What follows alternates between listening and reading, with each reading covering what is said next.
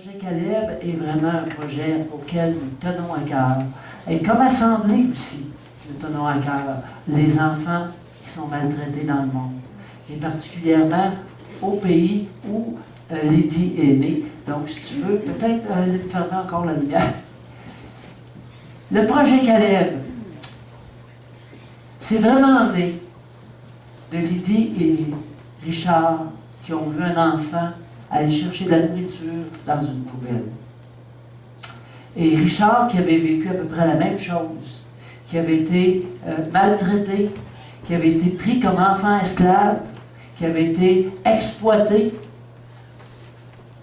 Et Lydie, qui, elle, avait accueilli plein d'enfants dans toute sa jeunesse à travers sa maman, on dit, on doit faire quelque chose. Donc, le projet Caleb, c'est Centre d'aide locale pour enfants dans le besoin. Amen. On peut tourner la diapo, s'il te plaît. Alors, ici, on a deux Africaines. C'est vraiment l'état. Une grande et une petite. Et puis même la grande sera agrandie encore plus. Hein? Ah, c'est vraiment les habits typiques béninois. Je vais te laisser quand même le micro, Lydie, parce que tu peux expliquer aussi.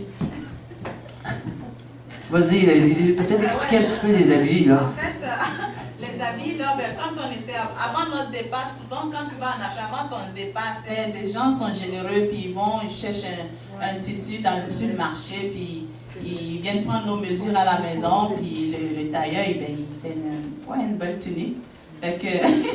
Fait que c'est ça, c'était un cadeau d'un couple de l'église qui voulait nous bénir. Et puis, alors on était dans... C'est des foulards qu'on a sur la tête, là. C'est une sorte de foulard. Je ne le mets pas souvent, là, mais pour cette femme qui nous a amené ça, ben, on l'a mis, puis on a essayé nos vêtements, puis Rita est là, et puis moi, je suis à côté. Amen.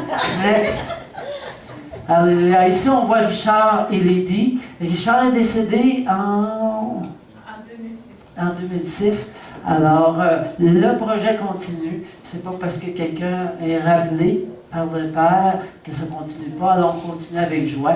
Alors, si on prend un petit peu l'Afrique dans son ensemble, un petit peu, on va y aller avec le laser. Bon, on a l'Afrique. Ici, c'est le Bénin. Et ici, c'est Parakou, en plein milieu. Alors, ça prend un bon 7-8 heures pour se rendre en autobus. Puis, il y a toutes sortes d'histoires par rapport à l'autobus. Je pense qu'on va passer tout droit pour ce matin. Mais si vous en voulez plus, vous pourrez aller voir Lydie. Alors, 20% des personnes sur la Terre, ça partage 85% des richesses. C'est nous, ça. Maintenant, il reste 15% des richesses pour 80% des gens. Et il y a une grande partie de ceux-là qui vivent en Afrique. Alors, c'est vraiment quelque chose qu'il faut prendre conscience. La terre est mal divisée. Est-ce que vous me suivez ce matin? La terre est mal divisée. Next. 200 millions d'enfants sont sous-alimentés. Plus de 3 millions, et la plupart des enfants meurent de faim et de maladies connexes par année. Wow! Au Bénin, les enfants les plus pauvres fréquentent rarement l'école. Oui, ce que tu viens de me dire, c'est un mensonge. En 2001, les revenus des pauvres étaient évalués à 123 $ US, soit 30 cents par jour. Un café. Même pas. Un quart de café. Ouais, on va prendre. Wow!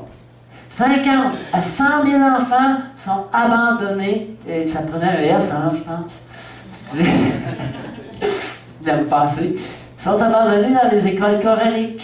Lydie, peut-être nous expliquer un petit peu les écoles coraniques. Oui, les écoles coraniques sont, ça vient de l'islam. Donc, il y a des marabouts qui sont c'est comme ils enseignent en fait le Coran. Donc, des enfants de ce genre sont offerts en fait comme une offrande parce qu'ils disent que on les offre. C'est un gars, il peut être un peu un charlatan aussi, donc il a la divination et tout ça. Donc, lui, il est chargé d'enseigner le Coran aux enfants. Et ces tablettes qu'ils ont dans les mains sont comme des ardoises où il y a des versets du Coran écrits en arabe. Donc, dans la langue locale, ils ont leur langue, mais ils sont obligés, parce qu'à l'islam, tu es obligé de parler en arabe. Donc, si tu veux parler à Dieu, il faut parler en arabe. Donc, il faut connaître le Coran par cœur.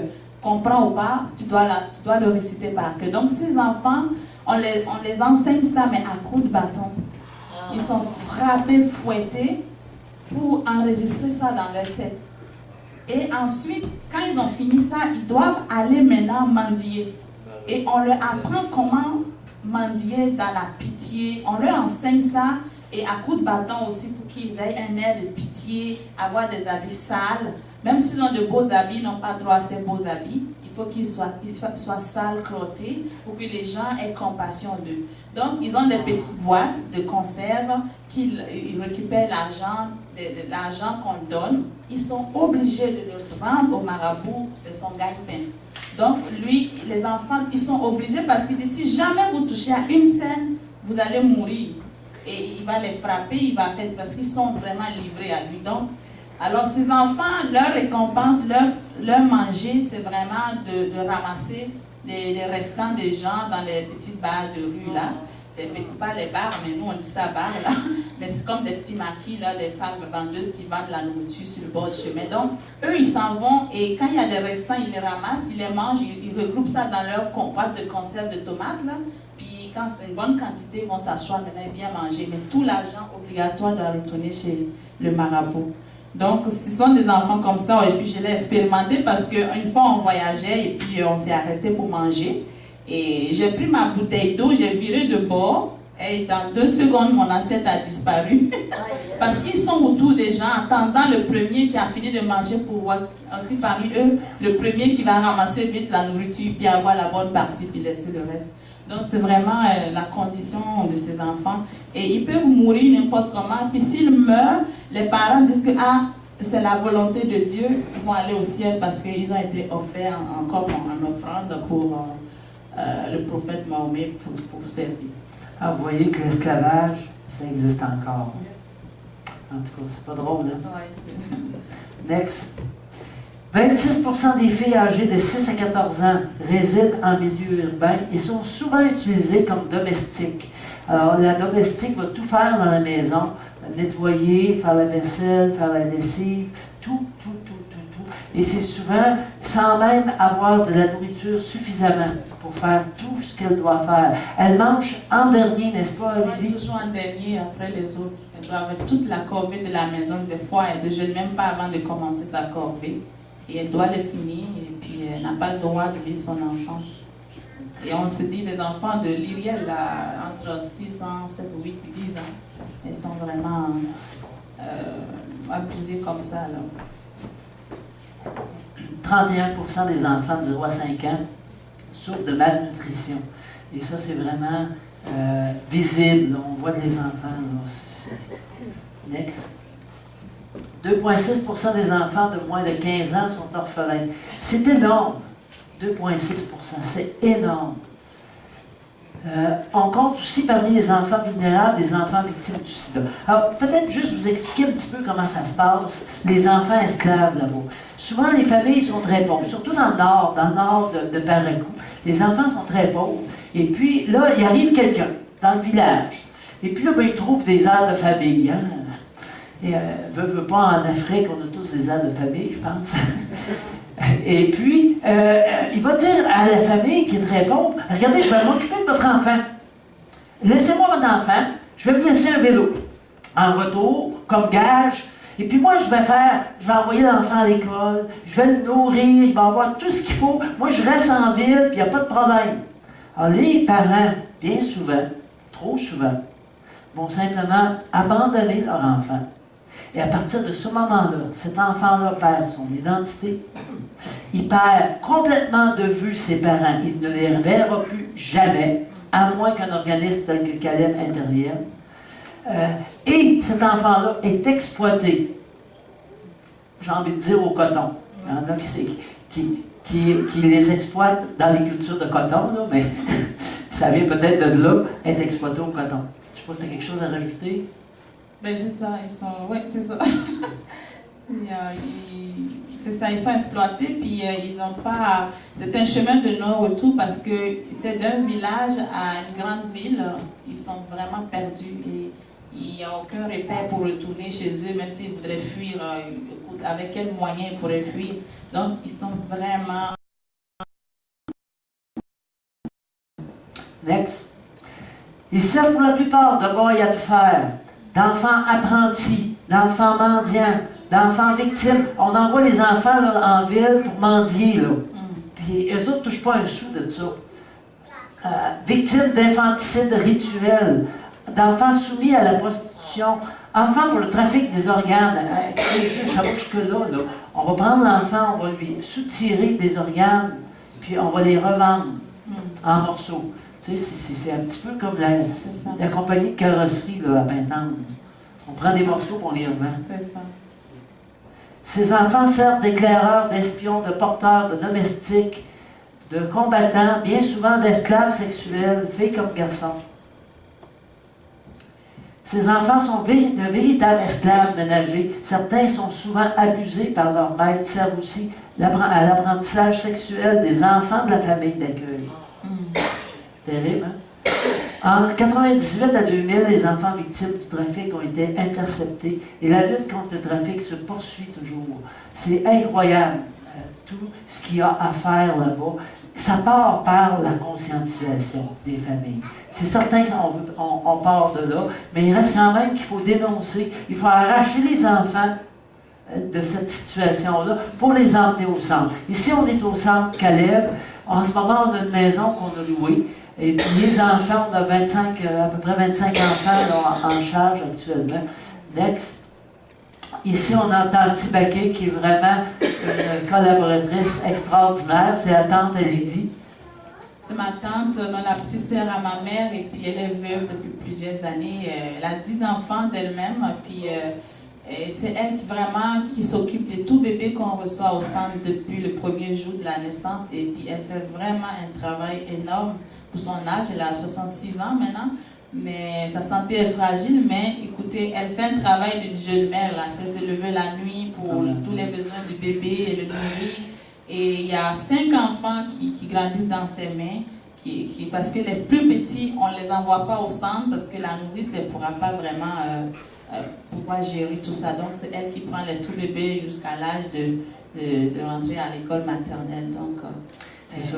Au centre, en fait, ce sont des enfants d'âge scolaire. Ouais. Donc, on a une vingtaine d'enfants là, qui vont à l'école et ça va bien dans l'ensemble de ces enfants-là, plus les 5 petits qui en ce moment sont placés. Mais on a de l'espoir pour autre chose pour les plus petits. Là. Ça s'en vient.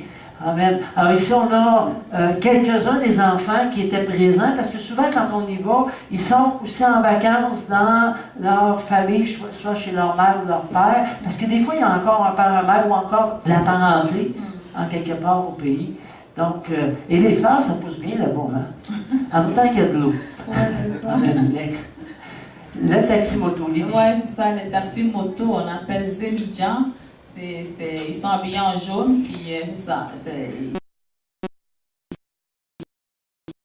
Ils t'amènent là où tu vas. C'est agréable, mais fais attention à tes jambes parce que l'échappement, des fois, là, ça nous pogne. Mais c'est un bon moyen de déplacement si tu n'as pas une voiture ou tu n'as pas toi-même ta moto. Donc, eux, c'est leur travail aussi, ils gagnent leur vie de cette façon. Donc, c'est répandu partout au pays là-bas. Et on retient son souffle pour 2 raisons. Premièrement, ça se croise, ça va vite. Puis deuxièmement, le pot d'échappement. Ouais, moi, je vous garantis que tu vas tenir ton souffle parce que... Ouf! C'est beaucoup. Ici, c'est le CA. Une partie du CA là-bas. On est vraiment béni d'avoir un CA solide là-bas, fait de pasteurs, entre autres. Il y a 2 pasteurs dans l'équipe. Le pasteur Sambéni qui communique avec nous très souvent. Et puis, le pasteur Cyprien.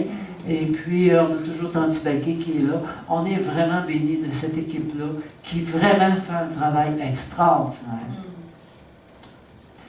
Alors, évidemment, quand on y va, on en profite pour faire travailler les enfants, pour qu'on puisse remettre aux parrains, parce qu'on a tout un programme de parrainage à travers Caleb, Next. Et puis, les enfants sont tellement fiers. Oui, ça, c'est une petite qui a reçu aussi un cadeau de ses parents ici, une carte, puis les photos, puis donc avec des autocollants. Et on a fait une photo pour envoyer aux parrains. Next. Et puis, évidemment, ils écrivent un petit mot à leurs parents. Donc, c'est toujours agréable de recevoir une lettre d'un enfant qui dit combien qu'il est béni d'avoir un parrain au Canada, au Québec. Ou même en Suisse, parce qu'on travaille avec la Suisse. On en profite aussi pour acheter tout ce qui est nécessaire, changer les matelas, changer les draps, etc. La joie! La joie de recevoir un cadeau. Ça dit tout, hein? Ouais. Alléluia. Alors, on est vraiment bénis de pouvoir aussi leur remettre quelques effets scolaires en même temps. Amen. Ici, c'est Gaffaro. Gaffaro, c'est vraiment une pièce tellement importante du puzzle là-bas pour le projet Caleb. C'est lui notre intendant, donc il fait un tas de travail. Tout ce qu'on trouve personne pour faire, c'est lui qui le fait.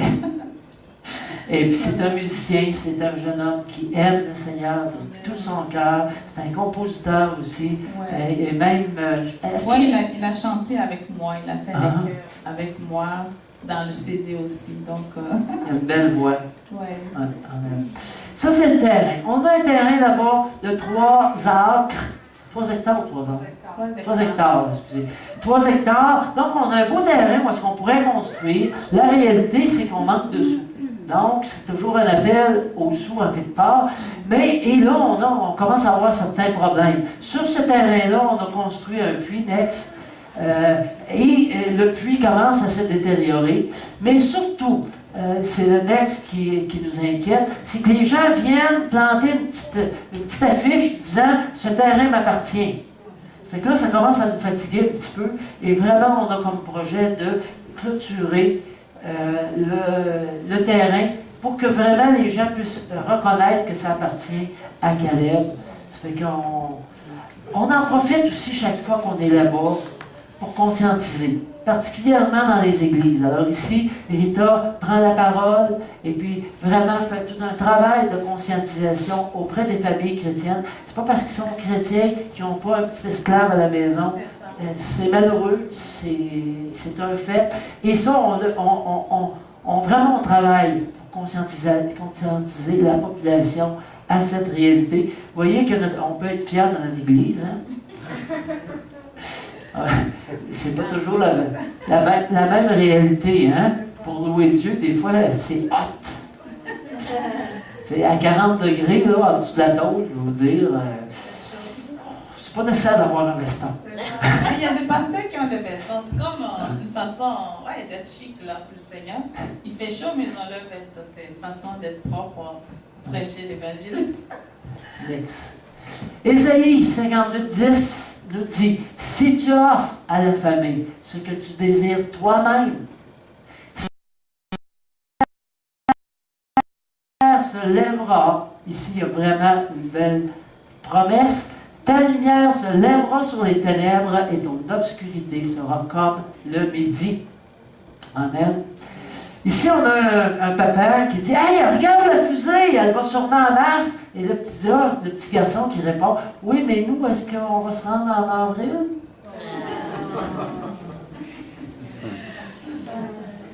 Ici, il y a maman qui dit à son fils, qui dit « J'ai faim!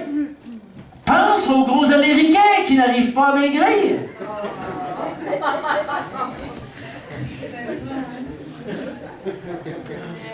On en rit, mais il y a vraiment une inégalité qu'il faut dénoncer et qu'il faut travailler à vraiment aider nos frères et nos sœurs qui sont particulièrement en Afrique. Nous autres, on a vraiment à cœur l'Afrique, bien entendu. Ici, c'est Anne. Peut-être Lydie nous raconter un peu l'histoire de Anne. Oui, Anne est venue au centre avec ses 2 frères, donc ils étaient les 3. Ils étaient les premiers arrivant au centre là-bas, donc orphelins de père et de mère. Bon, elle a des grands frères, mais chacun se démène avec ses 5-6 enfants, donc les petits frères, tu ne peux rien faire, chacun doit se chercher. Sinon, tu traînes à la maison, tu traînes dans les champs, peut-être faire des récoltes, mais il n'y a pas d'éducation.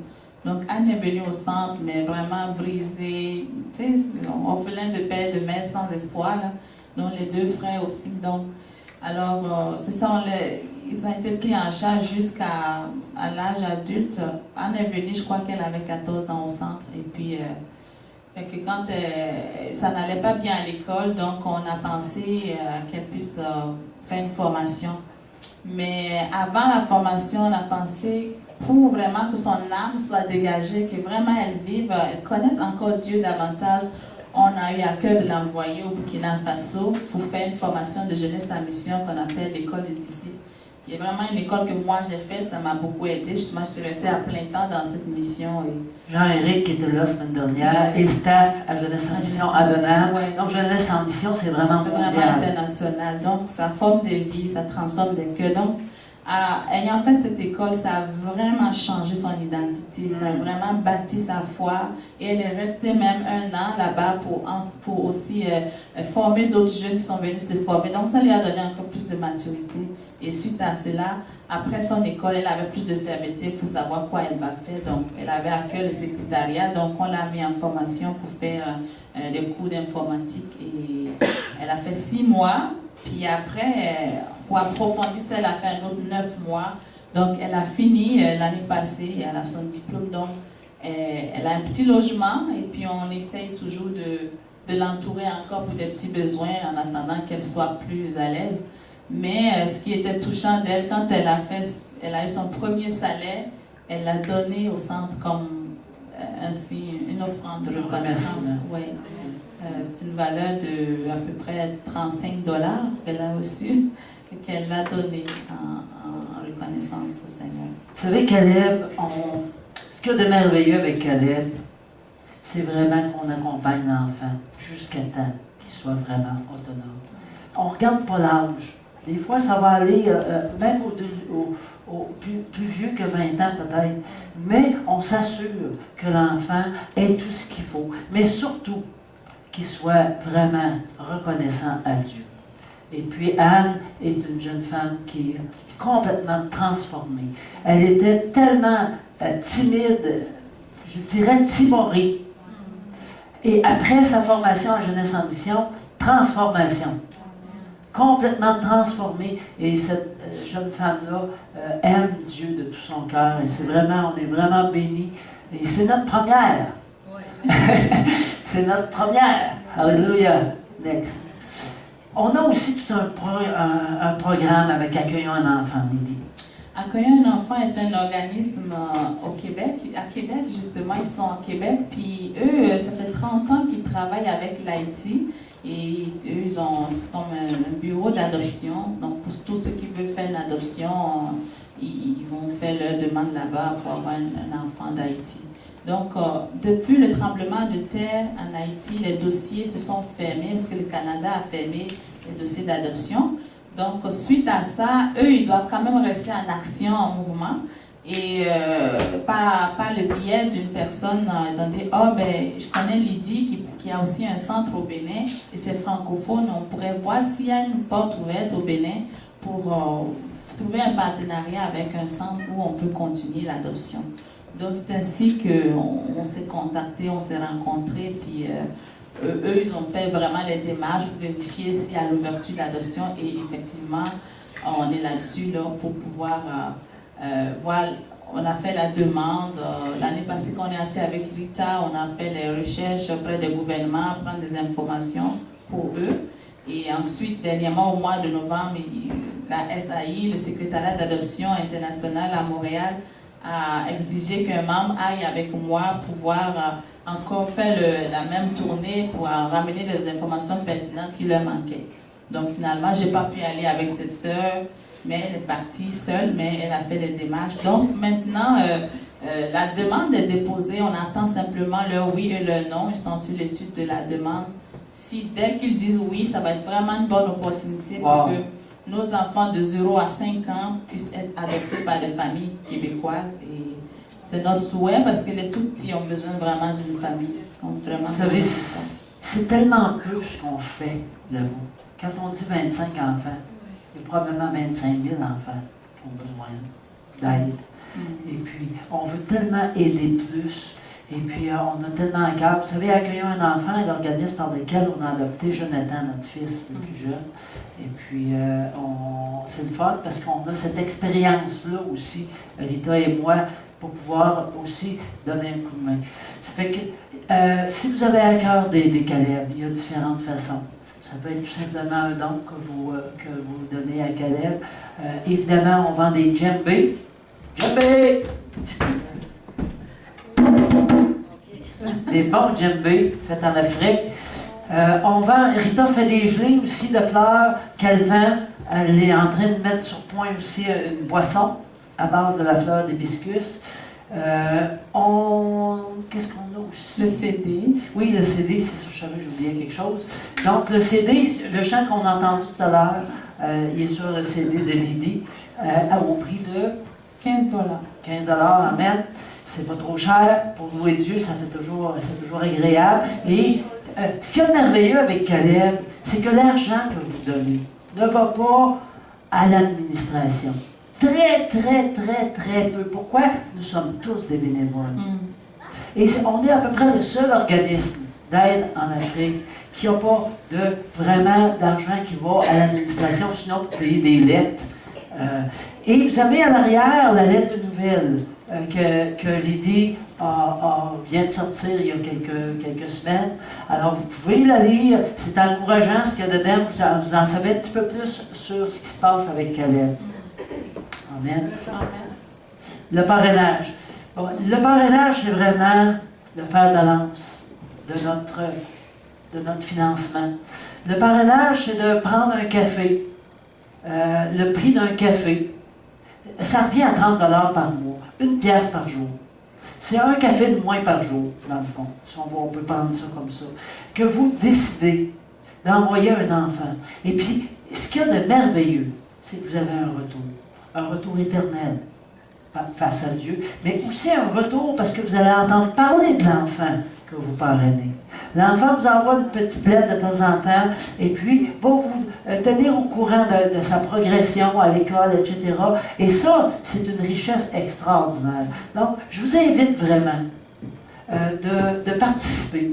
1 $ par jour, je pense que c'est pas quelque chose qui est au-delà de nos moyens. Si je me souviens bien, on a 80% de la tarte, nous autres, non? Bon, OK.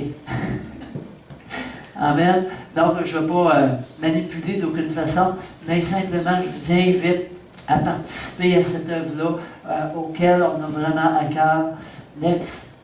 Vous savez, c'en est assez des enfants qui vraiment souffrent. C'en est assez. Et je pense que vraiment, le peuple de Dieu doit se lever en ces temps des derniers jours pour vraiment venir en aide à nos frères et nos sœurs d'Afrique. On a en ce moment vraiment à cœur le Bénin et on espère que ça agrandisse. Parce que les besoins sont tellement grands. On a de plus en plus de frères et de sœurs africains dans notre assemblée. Et ça, si vous savez, comme c'est une bénédiction pour Rita et pour moi, nous autres, quand on est arrivés dans la région,